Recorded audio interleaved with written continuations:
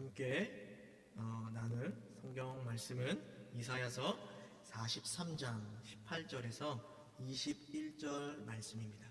이사야서 43장 18절에서 21절 말씀을 함께 교독하시겠습니다.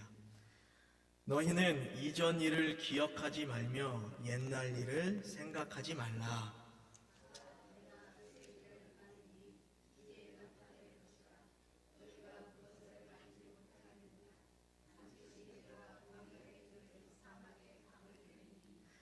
장차 들짐승 곧 승냥이와 타조도 나를 존경할 것은 내가 광야의 물을 사막의 강들을 내어 내 백성 내가 택한 자에게 마시게 할 것임이라. 이 백성은 내가 나를 위하여 지었나니 나를 찬송하게 하려 함이니라. 아멘. 아멘. 예, 성도님들 드라마나 영화 좋아하시죠? 네, 주말이면은 온 가족이 해서 저는 이제 예전에 제가 지금은 드라마를 그렇게 좋아하지는 않는데 초등학교 그때 정말 드라마를 너무 좋아할 때는 주말이 굉장히 이제 기다려졌습니다. 그때 이제 온 가족이 TV 앞에 모여서 그렇게 드라마를 같이 이제 봤던 기억이 있는데요. 요즘 드라마는 어떤지 모르겠는데 한 10년 전까지만 해도 드라마가 이제 인기가 있으면은 딱 정해진 12부작이면 12부작, 24부작이면 24부작 그렇게 끝나지 않고 인기가 있으면은 그것을 이제 계속해서 이제 이어서 그렇게 이제 해 나가는 그런 경우도 이제 있었습니다.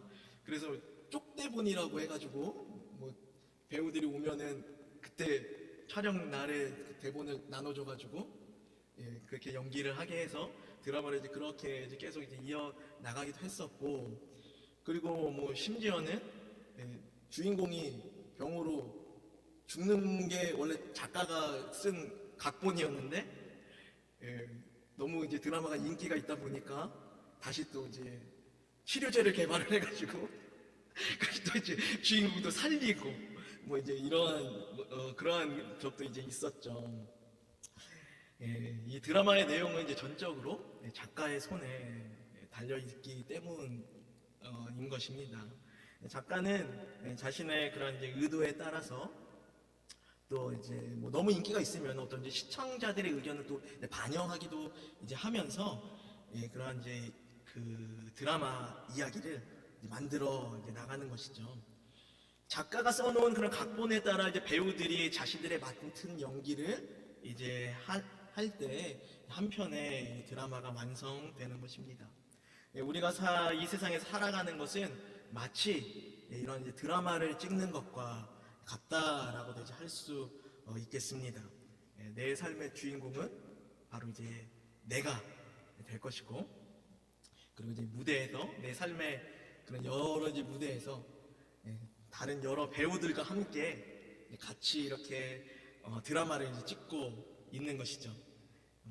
태어나고 자라고 학교에 입학을 하고 남자들은 군대도 가고 결혼도 하고 아이도 낳고 이러한 것들이 우리는 이제 아직 지금도 드라마를 찍고 있는 중에 있습니다.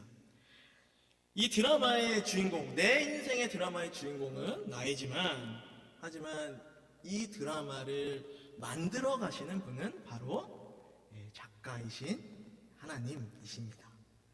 하나님께서는 내 인생의 드라마를 만드실 뿐만 아니라 온 인류의 그 드라마를 또한 이제 만드시고 계십니다. 우리는 이것을 역사라고 그렇게 부를 수 있을 것 같습니다.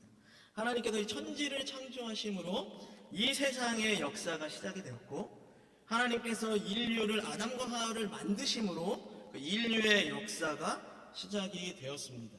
하나님께서는 분명한 목적을 갖고 이 세상과 인간을 창조하셨고, 또 하나님의 의도에 따라 이 역사를 계속해서 만들어 나가신, 움직이신다라는 것입니다.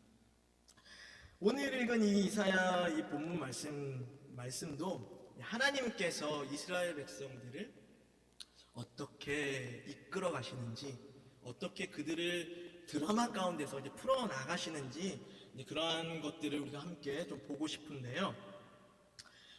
이사야 43장 이 말씀, 그러니까 전체적인 그 이사야 말씀을 통하여서 하나님께서 이스라엘 백성들에게 계획하신 그 일들은 무엇이냐면은 이스라엘 백성들의 죄로 인하여서 심판받을 것이다. 나라가 멸망하고 온 백성이 포로로 끌려가서 그런 힘든 어려운 생활을 할 것이다. 근데 여기서 끝나는 것이냐? 그냥 이스라엘 백성들이 심판받고 고난당함으로써 이들의 삶이 그렇게 이들의 역사, 이스라엘의 역사가 그렇게 끝나는 것이냐? 그것이 아니라 그 가운데서 다시 또 다른 하나님의 구원의 일들이 있게 될 것이다 라고 이사야 선지자를 통하여서 하나님의 그러한 계획들을 계속 말씀하고 있는 것이 이 이사야서 말씀입니다. 하나님께서 그렇다면 그 이스라엘 백성들을 바벨론 사람들의 그 포로로 끌려간 그 상황으로부터 하나님께서 어떻게 구체적으로 이들을 구원하실 것인가에 대해서 하나님께서 이스라엘 백성들에게 이 이사야서 43장 14절 말씀에 아주 구체적으로 말씀을 하셨어요. 그 14절 말씀을 보면은요, 내가 너희를 위하여 바벨론의 사람을 보낼 것이다. 그래서 그 갈대아 사람, 바벨론 이 사람들에게 자기들이 연락하는 그 배를 타고 도망가게 이 바벨론을 완전히 멸망시킬 것이다. 사람을 보내어서. 아직까지 그 바벨론의 포로를 끌려가지 않은 그런 이스라엘 사람들에게 이 구체적으로 너희들이 포로를 끌려갈 것인데 그 이후에 바벨론은 멸망하게 될 것이다 라는 이 말씀까지도 하나님은 하고 계십니다.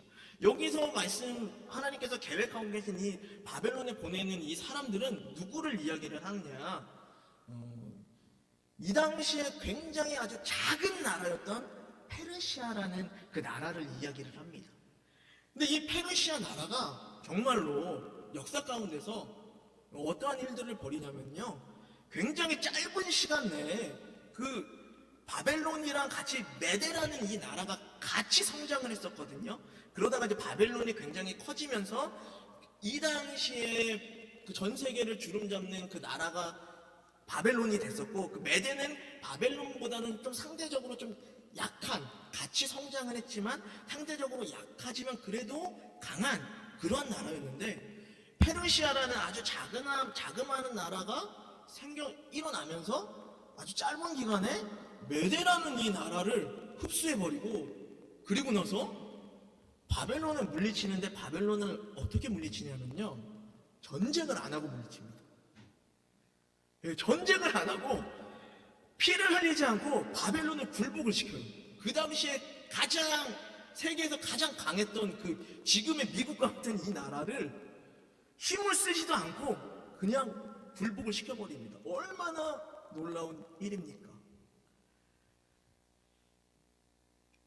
이 당시에 페르시아라는 이 나라의 관점에서 보면은, 페르시아 국민들의 그 관점에서 보면은, 이거는 정말 이 세상에, 지금 그 당시에 이 세상의 주인공은 바로 우리야. 페르시아라는 우리 나라, 우리 국민, 어떻게 당시에 가장 강한 미국과 같은 그 강대국을 전쟁 한 번도 하지 않고 피를 흘리지 않고 우리가 물리칠 수 있겠는가? 와, 우리가 최고야. 근데 과연 정말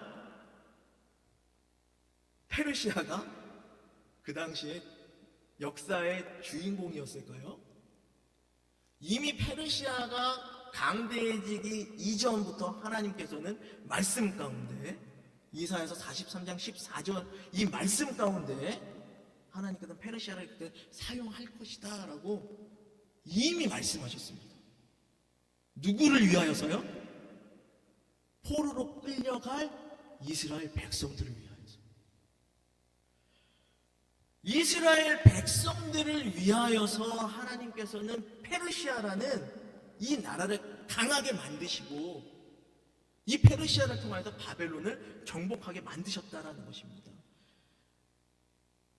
단지 페르시아는 그 당시에 가장 강한 나라가 되었지만, 마치 그들이 모든 역사 가운데 자신들이 주인공이다라고 여길지도 모르겠지만, 진짜 주인공은 하나님 나라의 백성인 이스라엘이었다라는 것이죠. 페르시아는 단지 조연에 불과했다라는 것입니다. 이렇듯 세상 역사는 하나님이 주관하십니다. 그 중심에는 하나님의 백성이 있다라는 것입니다. 세상 사람들이 볼 때는, 그러니까 우리들이 이 세상을 바라볼 때는 이 세상이 마치 힘이 있고 권력이 있고 뭔가 돈이 있는 이런 사람들이 이 세상을 좌지우지하는 것처럼 보입니다. 하지만 역사의 중심에 선 자들은 이 세상의 권력을 가진 자들이 아니라, 이 세상의 돈을 가진 자들이 아니라 바로 누구냐? 하나님 나라의 백성이라는 것입니다. 하나님께서 우리를, 하나님 나라의 백성인 우리를 역사의 중심 가운데 세우셨다라는 것입니다. 그러므로 우리는 자부심을 갖고 긍지를 가지고 이 세상에서 당당히 살아가야 될 것입니다. 우리는 세상의 조연이 아닙니다. 하나님이 만드시는 이 세상의 역사의 주연이라는 것입니다. 그렇기 때문에 우리들에 의해서 이 세상의 역사가 달라질 수 있다는 것이에요. 이 세상이 더 행복하고 더 기쁘고 더 아름다운 그런 세상이 될 수 있다는 것입니다. 하나님께서 역사의 주관자이심을 우리가 믿으며 하나님 앞에 우리가 부르심을 받은 자로서 의롭고 당당한 또 합당한 삶을 사시기를 바랍니다. 18절 말씀에 이스라엘 백성들에게 하나님께서는 약속하십니다. 너희는 이전 일을 기억하지 말아라. 옛날 일을 생각하지 말아라. 이 말씀은 이사야서 43장 18절 말씀을 우리는 언제 많이 인용을 합니까? 우리 상황이 굉장히 힘들고 어려울 그런 상황에 많이 인용을 합니다. 아, 그래. 하나님께서 우리를 도와주시니까 이전에 힘들고 어려웠던 그 일들을 기억하지 못할 정도로 우리의 삶을 새롭게 바꿔주실 것이야 라고 우리는 이렇게 이 말씀을 인용을 하는데, 그런데 이 말씀은 위로하고 격려하는 그 말씀보다는 더 큰 소망을 주는 그러한 말씀이라는 것을 우리가 알아야 됩니다. 그것을 우리가 어떻게 알 수 있느냐? 이전 일 기억하지 말라 라고 하는 것은 무슨 일을 기억하지 말라라고 이스라엘 백성들에게 말씀하느냐? 바로 16절 17절 말씀, 제가 읽어드릴게요. 나 여호와가 이같이 말하노라. 바다 가운데 길을, 큰 물 가운데 지름길을 내고 병거와 말과 군대의 용사를 이끌어내어 그들이 일시에 엎드려져 일어나지 못하게 하고 소멸하기를 꺼져가는 등불 같게 하였느니라. 이 사건이 어떠한 사건입니까? 이 사건이 이스라엘 백성들이, 하나님은 이 일을 기억하지 말라는 거예요. 이 일이 바로 이전 일, 옛적 일인데 이 일을 기억하지 말라는 겁니다. 이 일이 이스라엘 백성들에게 어떠한 일입니까? 홍해 사건입니다. 홍해 사건. 자신들의 조상들이 이집트의 포로로부터 구원을 받아서 나왔을 때, 그 홍해를 맞이했을 때 하나님께서 하신 이 일, 근데 이 일이 이스라엘 백성들에게 얼마나 의미가 있는 일인 줄 아십니까? 하나님께서는 이스라엘 백성들이 홍해를 건너고 광야에서 이스라엘 백성들이 처음으로 만나셨을 때 하나님께서 이스라엘 백성들에게 말씀하신 것이, 너희는 이 일을 잊지 말고 기억해서 너희들 자손들도 이것들을 계속해서 기억할 수 있도록 나 여호와 하나님이 어떠한 분이신지, 그 여호와 하나님께서 너희와 함께 하신다라는 것을 자손들도 기억할 수 있도록 가르치라라고 말씀하신 그 내용이에요. 근데 하나님께서는 이 일들을 기억하지 말라라고 이야기하시는 거예요. 왜일까요? 왜냐?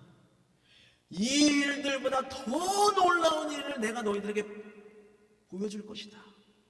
그러한 하나님의 마음이 있기 때문에 더 크고 더 놀라운 일들을, 이 홍해 사건보다 지금 너희들이 경험한, 너희 조상들이 경험한 그 일들 중에 가장 위대한 일이라고 꼽으라면 바로 이 일을 꼽을 수 있는데, 이 일보다도 더 놀랍고 위대한 그 일들을 내가 너희들에게 보여줄 것이다. 그렇기 때문에 너희는 이것을 기억하지 마라.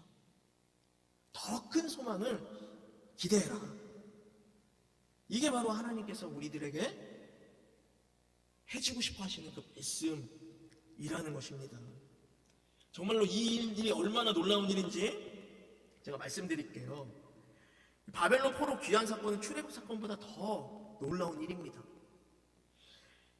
페르시아가 이제는 그쵸. 이게 바벨론 포로 때도 바벨론이 그 당시에 가장 위대한, 가장 큰 그러한 나라였는데, 거기에 끌려왔던 그 노예들을, 종들을 풀어주는 것, 이건 쉽지 않은 일입니다. 어떤 사건이 있지도 않았는데 그냥 풀려나는 것은, 이거는 정말 이해할 수 없는 그런 일들인데, 근데 그냥 풀어주는 것도 아니고 어떻게 했냐면, 이 고레스 왕은 너희들 돌아가서 너희들이 섬기던 여호와 하나님을 위한 그 성전을 짓기 위하여서 이런 것들 필요하지 않니? 나무나 벽돌 같은 거, 흙 같은 좋은 흙들, 이런 거 내가 다 지원해줄게. 다 가지고 가. 가장 좋은 나무로 이런 것들을 다 줘서 줬다니까요. 이거는 정말 세계 어떤 역사를 봤을 때 포로들을 그런 식으로 돌려보내준다? 찾아볼 수 없는 그런 일들이라는 것입니다. 얼마나 놀라운 일들을 하나님께서 이렇게 이스라엘 백성들에게 보여주신 것입니까? 하나님께서는 우리가 기가 막힐 그러한 웅덩이에서 건져주실 뿐만 아니라 그 웅덩이에 빠져서 허우적대서 더럽혀진 그 우리들의 그 옷까지도 벗겨주시고 아주 깨끗하고 아름다운, 아무나 입을 수 없는 그러한 고급 천으로 만들어진 그러한 옷을 우리에게 입혀주시고 집으로 돌아가기까지 안전하게 그렇게 인도해 주신다라는 것입니다. 주님은 우리가 이전에 주님으로 인하여서 기뻐했던 그 기쁨보다 더 큰 기쁨을 우리에게 주시고자 그것들을 준비해 놓으셨습니다. 지난날 우리에게 베푸셨던 그 은혜보다 더 크고 깊은 놀라운 그 은혜를 우리에게 주시기 위해 준비해 놓으셨습니다. 이것이 하나님께서 그 자녀들에게 행하시는 새로운 일이다 라는 것입니다. 하지만 하나님께서 우리들에게 행하시는 이 일들은 우리들에게만 그렇게 국한되어 있지 않습니다. 우리들에게만 한정되어 있지 않다라는 것이에요.